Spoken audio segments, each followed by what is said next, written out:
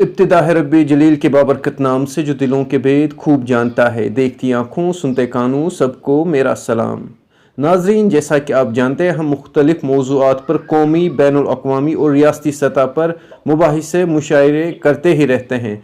आज भी हमने एक बहस का एहतमाम किया है। आज का हमारा मौज़ू बहस है उर्दू अदब का मौजूदा मंजरनामा। इस मौजू पर बहस करने के लिए हमारे साथ जुड़े हैं डॉक्टर परवेज़ शहरियार। आप NCERT में फ़राइज़ अपने अंजाम दे रहे हैं और हमारे साथ मोहतरम खुर्शीद हयात साहब जुड़े हुए हैं। आप दोनों अफसाना निगार हैं और नक़ाद भी हैं। आप दोनों का हमारे प्रोग्राम में खैर मकदम है। मेरे साथ मोहतरम गुलाम नबी कुमार साहब जुड़े हैं।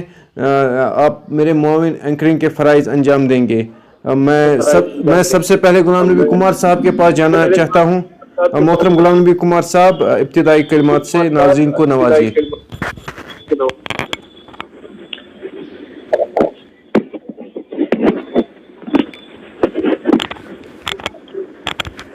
जी कुमार साहब, आपकी आवाज नहीं आ रही। जी कुमार साहब, आपको शायद म्यूट है, अनम्यूट कीजिए।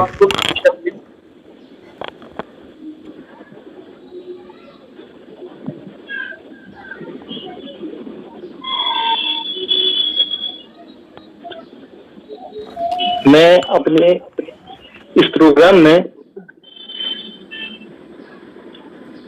आज के मेहमानान का पुरतपाक इस्तकबाल करता हूँ। जी क्या अब तक मेरी आवाज पहुंच रही है? बिल्कुल बिल्कुल, आपकी आवाज। जी हाँ, आवाज आ रही है, माशाल्लाह, बहुत अच्छी आवाज है। जी सर, उर्दू वर्ल्ड श्रीनगर में आप दोनों हजरात का खैर मकदम है। जी बहुत शुक्रिया। सर, हम इस तरह के कहते हैं जी, इसकी वजह सिर्फ उर्दू ज़बान अदब की तरक्की, तरवीज और खिदमत करना है। आज हमारे स्टूडियो में जो दो मेहमान तशरीफ रखते हैं, आप हैं खुर्शीद हयात साहब, और दूसरे मेहमान जो हमारे आज के प्रोग्राम में शिरकत कर रहे हैं, आप हैं डॉक्टर परवेज़ शहरियार साहब। आप दोनों का हम अपने प्रोग्राम में इस्तेमाल करते हैं। जी, सबसे पहले अपने मेहमानों का अपने मेहमानान का तारुफ कराते हैं। सबसे तारुफ मोहतरम खुर्शीद हयात साहब, आपका ताल्लुक झारखंड से है। बुनियादी तौर पर आपका ताल्लुक पटना से है। आप एक इल्मी व अदबी खानवादे से ताल्लुक रखते हैं। पेशे से आप रेलवे में ऑफिसर हैं। बरसों आपने इस महकमे में खिदमत अंजाम दी हैं। इस पेशे से वाबस्ता होने के बावजूद आप उर्दू ज़बान और अदब की तरक्की और तरवीज में हमेशा पेश रहे हैं। आप तनकीद निगार हैं, लेकिन आपने अफसाना निगारी के मैदान में लोहा मनवाया है। आप की तनकीद का नमूना क्यों हो, अगर हुआ है। आपका एक अफसानी मजमुआ उसकी तारीखी इशात मुझे याद नहीं है, बहुत पहले शाया हुआ है। फिलहाल जो आपका अफसानी मजमुआ तरतीब है, उसका नाम है पहाड़, नदी और औरत। मजमूए में आपके 20 अफसाने शामिल होंगे। इंशाअल्लाह बहुत जल्दी इसकी इशात अमल में लाई जाएगी। के कल जो अफसानी मजमुआ जिसका मैंने जिक्र किया, एड्स, उसमें 7 अफसाने शाया थे। आप पर हिंदुस्तान के बहुत ही मोतबर रसाली जराइद में गोशे भी शाया हुए हैं, खुसूसी नंबर भी शाया हुए हैं, जिनका मुझे नाम याद है। उसमें मौलम उर्दू खासतौर पर काबिल जिक्र हैं, जिनने आप पर 1985 ईस्वी में एक खुसूसी गोशा शाया किया था।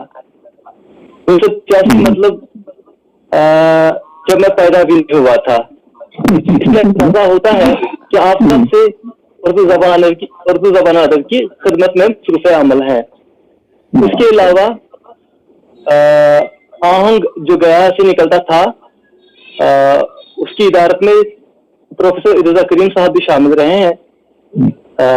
तो उन्होंने भी आप पर, मतलब आहंग में भी आप पर शायर हुआ है। इसके अलावा शायर जिन्होंने जो पुश्तू से शायर को निकालते रहे हैं, सीमा बकबरा आज जो आज के इफ्तिखार इमाम सिद्दीकी कई पुश्तों से निकाल रहे हैं, इस वक्त भी रहा है। तो इस तारीख, एक दस्तावेजी शुमारा, एक दस्तावेजी रिसाला जो हर घर में जाता है, तकरीबन पूरी दुनिया को उन्होंने अपने रिसाले में कवर किया है। अपनी रिसाले में पूरी दुनिया के अजीबों को उसकी तस्दीर की है। उसमें खुर्शीद हया साहब भी शामिल हैं। इसके अलावा पंजाब जो हम शाया करते हैं, पंजाब, तो चौथी शुमारे में खुर्शीद हया साहब का खुसूसी नंबर शाया हुआ है, जिसमें उनकी तख्लीकी, तनकीदी और शेरी सफर की पूरी रुदात शामिल की गई। चलिए, खुर्शीद हया साहब को मुबारकबाद पेश करते हैं। खुर्शीद हया साहब आपको हमारे प्रोग्राम में खैर मकदम है, हम आपको इस्तकबाल करते हैं। तो दूसरे मेहमान हैं मोहतरम डॉक्टर शहरियार साहब।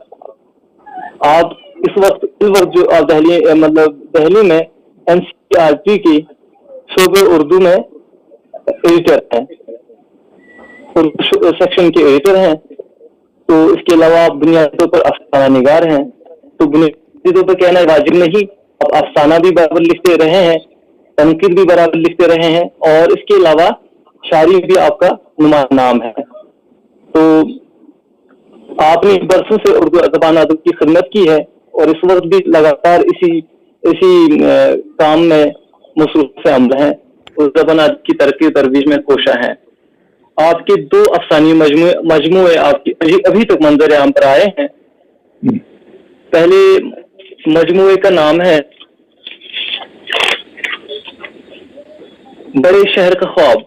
इस अफसानी मजमूए में 22 अफसाने शामिल हैं। इसके अलावा दूसरा अफसानी मजमुआ शजरे ममनुआ की चाह में, इस अफसानी मजमूए में 12 अफसाने आपके शामिल हुए हैं।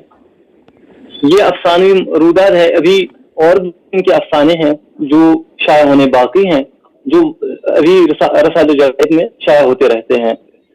तो इसके अलावा आपकी शायरी के 2 मजमूए शाया हो चुके हैं। पहले मजमूए का नाम था बड़ा शहर तन्हा आदमी। इस मजमूए में नज़में शामिल हैं। इसके अलावा भूख की हिमायत में, इसमें 45 नज़में शाया हुई हैं। इसके अलावा तनकीद में आपका नुमाया नाम है कि पहली तनकीदी किताब मंटू और इसमत के अफसानों में औरत का तस्वुर, या पहला तनकीदी मज़ामीन का मजमुआ था। इसके अलावा आपकी दूसरी तनकीदी किताब राजेंद्र सिंह बेदी की नावलबारी, ये आपकी PhD का मौजू भी रहा है। तो इसके अलावा जो इनकी ज़ेर तरतीब किताबें हैं, तो उसमें राजेंद्र सिंह बेदी की अफसाना निगारी होने वाली है। इस अफसानी मजमूए में राजेंद्र सिंह बेदी की पूरी अफसानी कायनात का अहाता किया गया है। उनके तमाम अफसानों का तज्जिया इस किताब में शामिल होगा। राजेंद्र सिंह बेदी पर आपका एक बहुत तहकीक कारनामा है, शनाख्त भी करा सकते हैं, कोई शक नहीं। और कुमार साहब, यहाँ पर मैं थोड़ी सी तरमीम करना चाहूंगा। बेदी के तमाम अफसानों का तजिया नहीं है, उनके तमाम नुमाइंदे अफसानों का तजिया है, जो तकरीबन 20 अफसाने हैं इस तरह के, उनके तजिए हैं और तमाम अफसानों का तनकीदी जायजा लिया गया। जी शुक्रिया परवेज शहरियार साहब, आपने हमारी जो हमें पता नहीं था, जिस बात का हमें अंदाजा नहीं था, नुमाइंदा अफसाने वाकई बहुत अच्छा काम होगा इंशाअल्लाह ताला। हम इशाअत के मुतमन्नी हैं और आपको मुबारकबाद पेश करते हैं। जी, इसके अलावा परवेज शहरियार साहब हम अजहद शख्सियत के मालिक हैं। तमाम बातों का यहाँ पर अहाता नहीं किया जा सकता, ये सब तारुफ है ताकि हमारे नाज़रीन को अंदाजा हो जाए کہ جن شخصیت کا ہم تعارف کرانے جا رہے ہیں، جن شخصیات سے ہم گفتگو کرنے جا رہے ہیں، تو ان کا مختصر یا سرسری تعارف آپ تک پہنچایا جائے تاکہ آپ بھی ان کی شخصیت سے مناسب ہوں. نگار بھی ہیں، آپ نے عادل صاحب کے حوالے سے بھی کم کیا ہے. تو سوالات کا سلسلہ آگے بڑھاتے ہیں. آپ کی آج کی جو پروگرام کا موضوع ہے سید عرفان صاحب. جی آج کا، جسے میں نے پہلے عرض کیا کہ آج کے پروگرام کا ہمارا موضوع بحث ہے اردو ادب کا موجودہ منظرنامہ، موجودہ صورتحال ہے اردو ادب کے حوالے سے. تو سب سے پہلے میں ڈاکٹر پرویز شہریار صاحب کے پاس جانا چاہتا ہوں. ڈاکٹر صاحب، کیا لگ رہا ہے آپ کو جو موجودہ اس وقت سفینہ ہے اردو کا، وہ کہاں پہنچا ہے، کہاں جا رہا ہے؟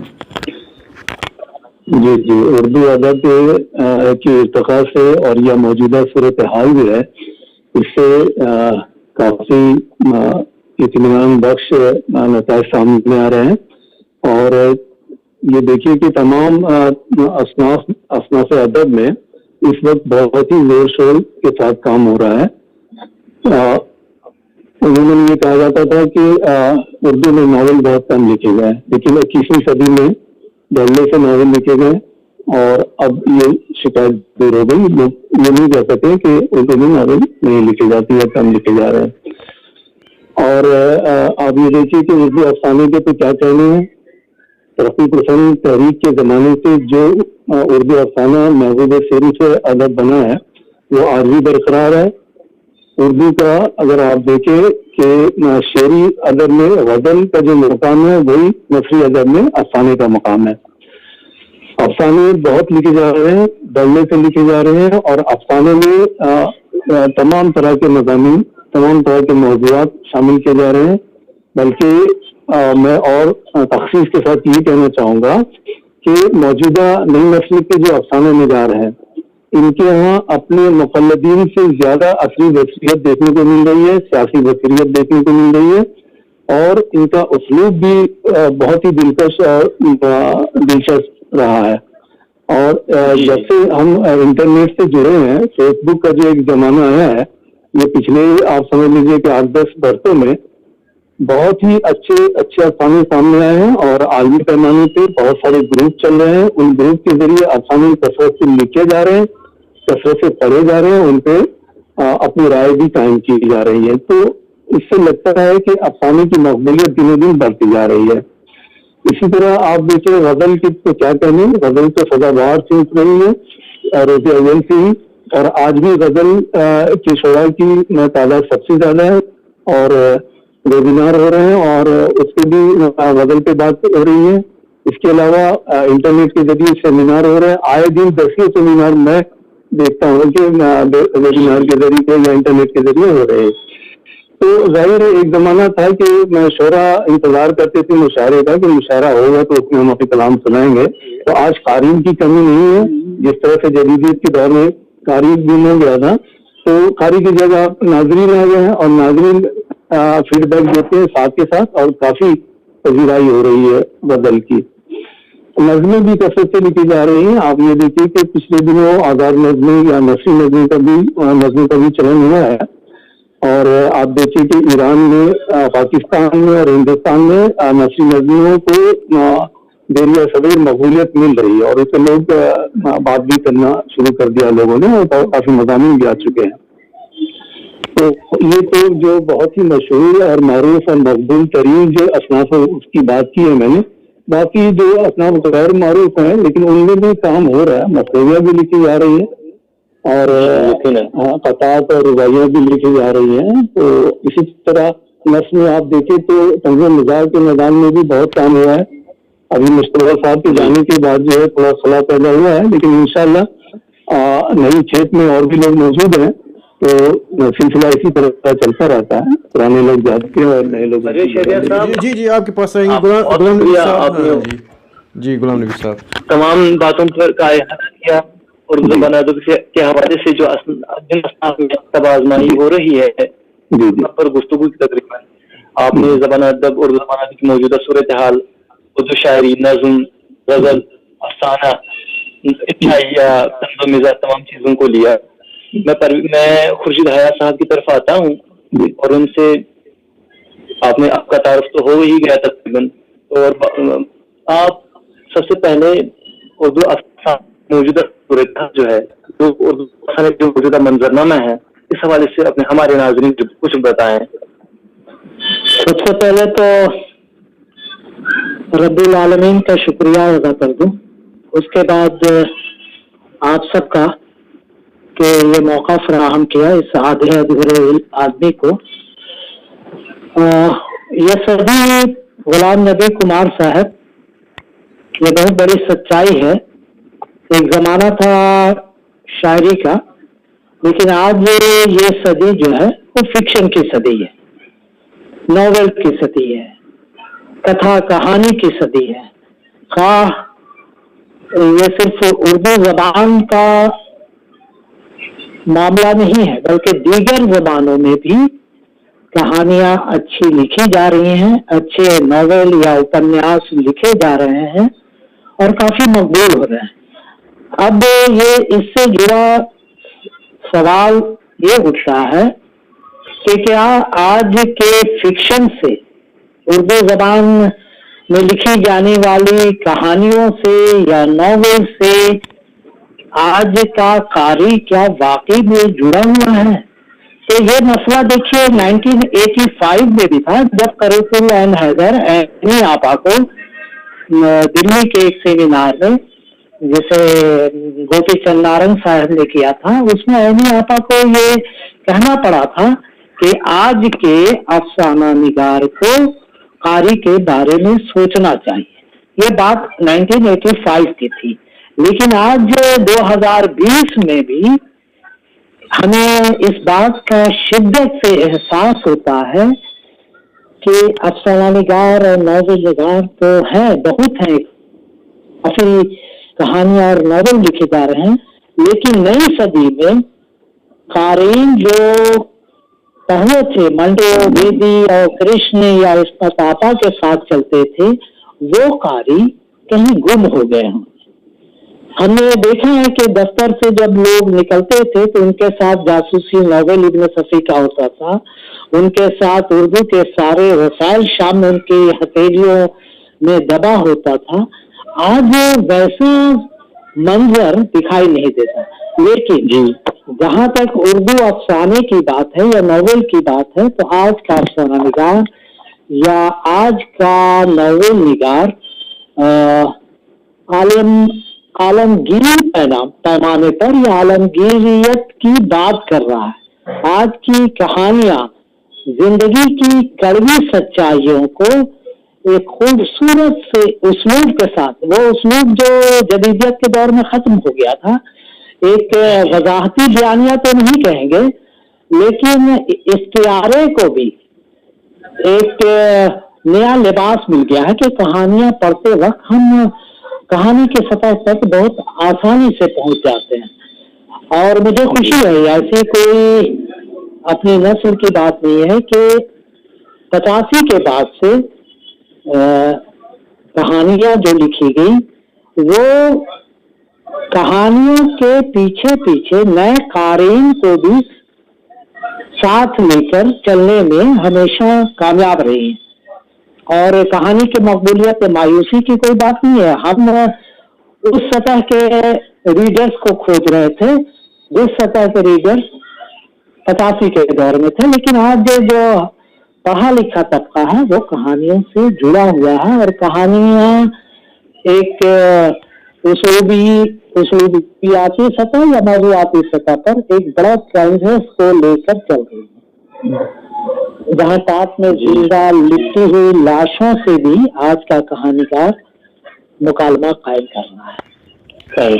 بالکل آج کا اپنا نگار جو ہے وہ نہ زندگی، بلکہ زندگی کو درپیش، زندگی کو تو ویسے بھی آج کل کے زمانے میں لاتعداد مسائل درپیش ہیں۔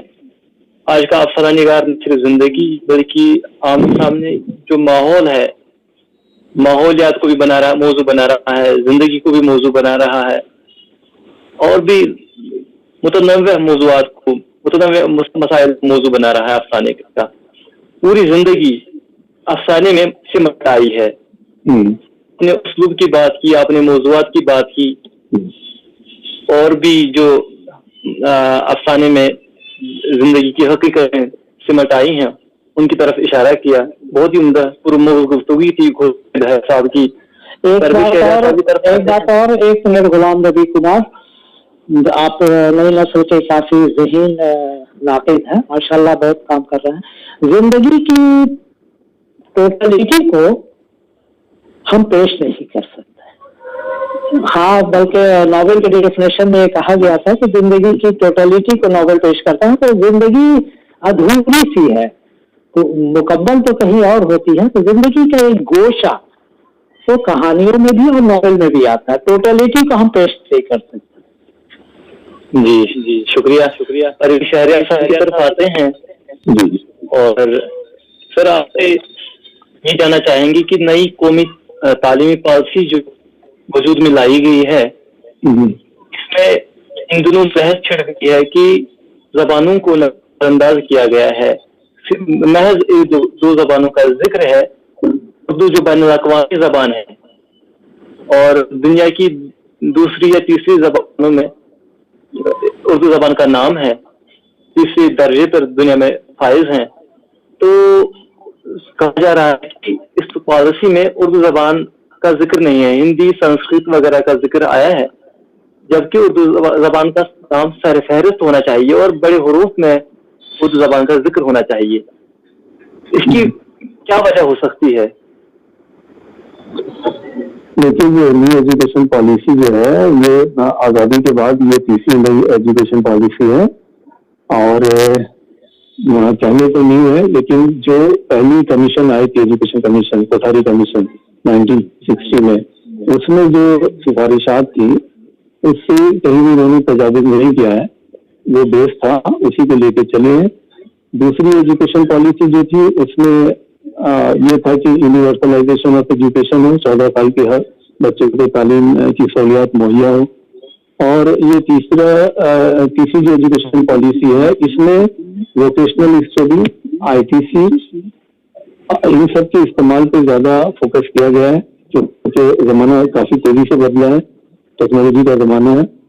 तो आप देख रहे हैं कि इधर पैंडेमिक के दौरान स्कूल खुले, मतलब स्कूल इस सेंस में खुले हैं कि उनकी तालीम जारी है, वो अपने अपने घरों से तालीम हासिल कर रहे हैं इंटरनेट के जरिए। तो ये ICT का इस्तेमाल है, इंफॉर्मेशन एंड कम्युनिकेशन टेक्नोलॉजी का, तो इस पर ज्यादा जोर होना चाहिए। इसी तरह टीचर्स ट्रेनिंग में भी इस बात पे जोर दिया जा रहा है कि उनको ऑनलाइन ट्रेनिंग दी जाए। पहले फिजिकली हमारे जो रिसोर्स पर्सन होते थे, एक्सपर्ट, वो जा करके वहाँ बात करते थे, उन्हें जमा करते थे, अलग अलग रियासतों में, अलग अलग जिलों में, अलग अलग ब्लॉक से लोग आते थे। पर अब इंटरनेट के जरिए सेंट्रली यहीं से उनको मैसेजेस भेजे जाते हैं, इंस्ट्रक्शन भेजे जाते हैं। अब रहा ये कि जबान के मामले में कोई तब्दीली नहीं आई है, जहाँ तक मैं समझता हूँ। हालांकि मैं इस कमेटी का कभी भी मेंबर नहीं रहा हूँ, लेकिन एक आम कारी की हैसियत से मैं, जो मैंने अखबारों के जरिए जो इंफॉर्मेशन गैदर किए हैं, कलेक्ट किए हैं, उसकी बुनियाद पर मैं कह रहा हूँ कि जबान का मामला जो है रियासतों का होता है। ठीक है, अगर कोई रियासत चाहती है कि हम अंग्रेजी नहीं पढ़ाएं अपने बच्चों को, तो वो रियासत को इस बात का अख्तियार है, क्योंकि एजुकेशन जो है वो कंकरेंट लिस्ट में है, रखी गई है। और कंकरेंट लिस्ट में होने का मतलब ये है कि सेंट्रल गवर्नमेंट और स्टेट गवर्नमेंट के दोनों के तालमेल से वहाँ का एजुकेशन सिस्टम चलता है। तो अगर कोई स्टेट मना करता है कि हम अंग्रेजी नहीं पढ़ाएंगे, तो सेंट्रल गवर्नमेंट उसको फोर्स नहीं कर सकती है, राइट? अच्छा, शुरू से ही मौलाना अबुल कलाम आजाद ने जो रिकमेंडेशन दिए थे, या कोठारी कमीशन में बाद में उसको शामिल किया गया उनकी सिफारिशात में, ये था कि बुनियादी तालीम जो है बच्चे की मादरी जबान में होना चाहिए, ओरिजिनल भी नहीं, मादरी जबान में। तो अब जहाँ जहाँ जिस स्टेट में बच्चों की जो मादरी जबान है उसमें तालीम मुहैया कराई जाएगी और बच्चे जो तालीम हासिल करेंगे। अभी जो न्यू एजुकेशन सिस्टम है उसमें 5+3+3+4 रखा गया है। तो इसके पीछे लॉजिक ये है कि 5 साल बच्चा जो है प्राइमरी में रहता है, तो उस दौरान जो उसका ब्रेन जो है 95% डेवलप कर चुका होता है। اس لیے ان کو ہالسٹک تعلیم دینی چاہیے, آل راؤنڈ ڈیولپمنٹ ہونا چاہیے بچے کا, نہ صرف کتابی تعلیم. تو اس میں کہا یہ جا رہا ہے کہ رائٹنگ ورک کم کرایا, ایکٹیویٹیز زیادہ کرائیں, اور جو ابھی نئی ہماری پیڈاگوجیکل اپروچ ہے وہ اس کو کہتے ہیں کنسٹرکٹیوسٹ اپروچ. اس میں لرننگ بائی ڈوئنگ کا کانسیپٹ ہے کہ بچے کھیل کھیل کے ذریعے سیکھیں یا کچھ کر کے سیکھیں. ٹھیک ہے, پہلے یہ ہوتا تھا کہ واٹنگ سسٹم تھا, اور ہم یہ مانتے تھے کہ استاد جو ہوتا ہے وہ معلومات کا چلتا پھرتا انسائکلوپیڈیا ہوتا ہے, اس کے ذریعے ہمیں علم حاصل ہوتی تھی, تعلیم ہم حاصل کرتے تھے. اب یہ کہا جاتا ہے کہ ٹیچر جو ہے وہ فیسلٹی پرووائڈر ہے, اور نالج جو ہے وہ کنسٹرکٹ کیا جاتا ہے. جب کلاس روم میں بچے پیئر گروپ میں بیٹھتے ہیں, اس کے بعد کسی موضوع پہ گفتگو کرتے ہیں, تو وہ ٹیچر کی نگرانی میں کر رہے ہوتے ہیں, اور اسی ٹائم میں نالج ایوالو ہوتا ہے. نالج جی صاحب, میں معذرت چاہتا ہوں, لیکن یہاں کی پرائمری سطح سے مڈل سطح تک تو کسی حد تک ٹھیک ہے, لیکن ثانوی سے اوپر ہائر ایجوکیشن تک, اعلیٰ سطح کی تعلیم تک جو ترمیم ہوئی ہے وہ قابل توجہ ہے. یہ سر بحث ہو سکتی ہے, اور دانشوران اور تجزیہ نگاروں نے اس پر مفصل مضامین لکھے ہیں, جن پر بحث کی جا سکتی ہے, اور کمیٹی کو پھر تشکیل دے کر اس پر غور خوض کیا جا سکتا ہے. جو کیوں اب یہ تو طویل موضوع ہے, اس پر پھر بات کریں گے انشاءاللہ. ایک خصوصی پروگرام اس حوالے سے منعقد کریں گے, جس پر ہم مختلف ایک بات جو اس کی اچھی ہے, جو میں چاہتا ہوں کہ میں ابھی جو ناظرین سن رہے ہوں گے ان کے گزار کر دوں, وہ یہ ہے کہ 5+3+3+4 جو ہے نا, یہ آخری کا جو 4 ہے, یہ بہت ہی اچھی چیز آئی ہے. وہ یہ ہے کہ ملٹیپل ایکسٹ ملٹیپل انٹری ہو سکتی ہے. اگر کوئی طالب علم ہے, مان لیجیے ہوٹل مینجمنٹ میں اس نے ایڈمیشن لے لیا, اور ایک سال کے بعد اس کو لگتا ہے کہ یہ میرے لائن کی چیز نہیں تھی, میں نہیں کر پاؤں گا, تو وہ اس وقت چھوڑ کے دوسرے سبجیکٹ میں بی ایڈ کر سکتا ہے. بالکل, اس کو انٹری کر سکتا ہے, سرٹیفکیٹ مل جائے گا, اور وہ کریڈٹ سسٹم ہے, وہ اس کا اسکور جو ہے کاؤنٹ ہوگا, اس کا سال لاس نہیں ہوگا. یہ بہت اچھی بات ہے, اس کو اچھی پہل ہے. جی یہ اچھی پہل ہے. جی خوشی رایا صاحب, آپ سے جاننا چاہیں گے کہ ریلوے کے محکمے سے وابستہ ہونے کے باوجود آپ لکھنے پڑھنے کے لیے کیسے وقت نکال لیتے ہیں؟ یہ کیسے ممکن ہو پاتا ہے آپ کو؟ اور بالکل صبح سے شام تک ریلوے محکمے میں ڈیوٹی دینے کے بعد پھر پڑھنے لکھنے کا کام جاری رکھتے ہیں. دیکھیے, جو کریٹو پوٹینشیلٹی ہے اس کی شکل یا اس کا روپ بدلتا رہتا ہے. ریلوے میں بھی کچھ نیا ہوتا رہتا ہے. میں ریلوے کی زندگی کا حصہ 86 میں بنا تھا. اب تو خیر ریٹائرمنٹ نزدیک ہے, نومبر 2020 میں ریٹائر ہو جاؤں گا. لیکن وہ بچپن میں آپ نے دیکھا ہوگا کہ پینچی نما بانس سے بندھی رسی سے پر جو لوگ چلتے تھے, یا جو لڑکیاں یا جو مرد چلتے تھے, تو بڑے بیلنس سے چلتے رہتے تھے. تو میری ادبی زندگی اور ریلوے کی زندگی ماشاءاللہ رب کی رحمتوں سے بڑی کامیاب رہی. بھلے میری رفتار جو ادب میں تھی 90s تک, وہ رفتار تھوڑی دن پہ رہی. مطلب پہلے جو سال کے سبھی موسموں میں میں دکھائی دیتا تھا وہ موسم نہیں رہا. لیکن مجھے خوشی ہے اس بات کی, اور رب کا شکر ادا کرتا ہوں کہ ریلوے میں بھی ریلوے بورڈ سے لے کے سبھی سطح کے انعامات ہم کو ملتے رہے, بڑے بڑے انعام ملے. اور ادب میں بھی یہ سلسلہ جاری رہا. یہ خوشی بات کا اس میں کوئی ہاتھ نہیں ہے, یہ صرف اللہ تعالیٰ کا جو سب سے بڑا تخلیق کار ہے, اس کا میں شکریہ ادا کرتا ہوں کہ میں اپنے آپ کو کچھ نہیں سمجھتا کہ یہ جو دکھائی دینے والی جو حیات ہے, اس کو تخلیقار نے کہا کہ اپنی انگلیوں میں قلم کو پھنسا لو, تو انگلیوں میں جو وہ قلم تھا پھنس گیا. اور دیکھیے, جس ادب میں اسٹریم آف کانشسنس کی جو بات ہوتی ہے, تو میرے خیال میں میرا ایسا ماننا ہے کہ آپ ہو, پرویز صاحب ہوں, جو بھی ہوں, جو بھی کریٹو رائٹر, تخلیقی فنکار, میں تخلیق کار لفظ کا استعمال نہیں کرتا ہوں, کیونکہ تخلیق کار میں صرف اللہ تعالیٰ کو مانتا ہوں. और अदब में भी जो लोग जुड़े हुए हैं अदब की जमीन से, जो कहानीकार या जो भी, उनके लिए तख्लीकी फनकार हम हैं। हम जिंदगी में ब्रश तो चला सकते हैं, तख्लीकार नहीं बन सकते। बहुत उम्दा अल्फाज में और अंग्रेजी में भी देखिएगा क्रिएटिव राइटर लफ्ज का चलन है, न कि क्रिएटर का, उनकी तनकीद और ये सब सामने आते।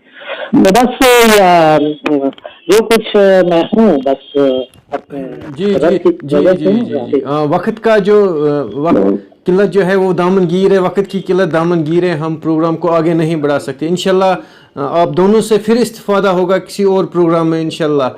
हम मोहतरम डॉक्टर परवेज़ शहरयार साहब के और डॉक्टर मोहतरम खुर्शीद हयात साहब के मशकूर व ममनून है, आपने चंद लम्हात हमारी चैनल को नवाजे। इंशाल्लाह फिर आपको मदऊ किया जाएगा और आपसे इस्तिफादा होगा। हम मोहतरम गुलाम नबी कुमार साहब के भी मशकूर व ममनून हैं। दोनों मेहमानान का शुक्रिया, सईद इरफान नबी साहब का शुक्रिया कि उन्होंने प्रोग्राम मुनक्किद कराया और आप मुअज़्ज़ज़ मेहमानों को प्रोग्राम में दावत दी। आपको फिर भी ज़हमत देंगे। तब तक के लिए हमें दीजिए इजाज़त। गुलाम नबी कुमार साहब के भी मशकूर।